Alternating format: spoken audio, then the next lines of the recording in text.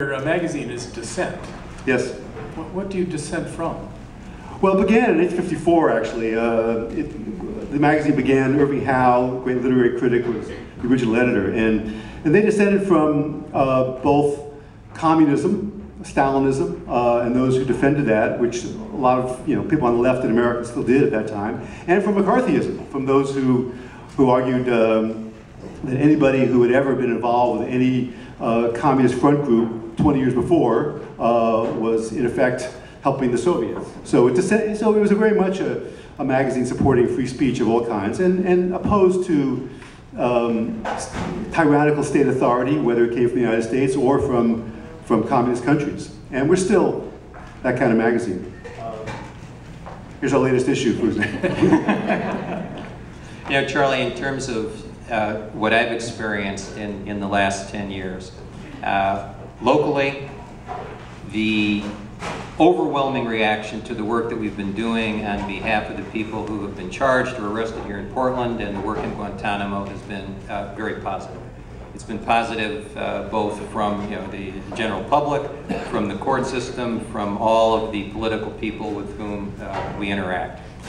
There have been some nasty and negative emails that periodically show up, an occasional comment in a newspaper or on a blog.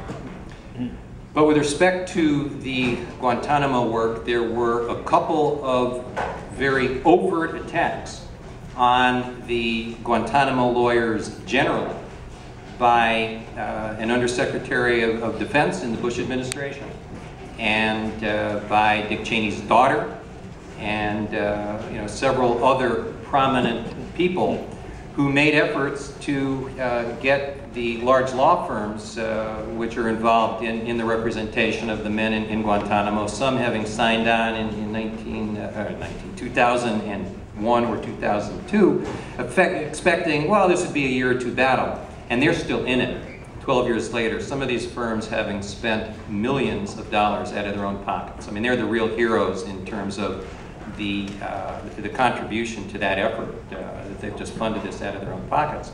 And efforts were made by this Undersecretary of Defense and others to contact some of their large corporate clients and say to their large corporate clients, you should get rid of these law firms, fire these big law firms, because what they are doing in representing these terrorists in Guantanamo is un-American.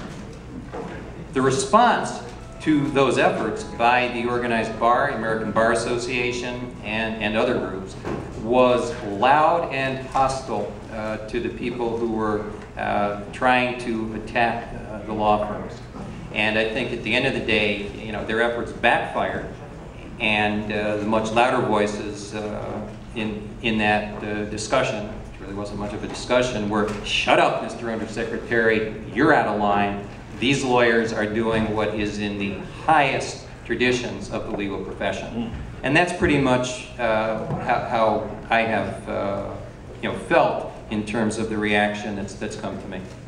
It's interesting, lawyers who are considered to be unpatriotic, un-American at a certain point now are sort of icons, like Clarence Darrow.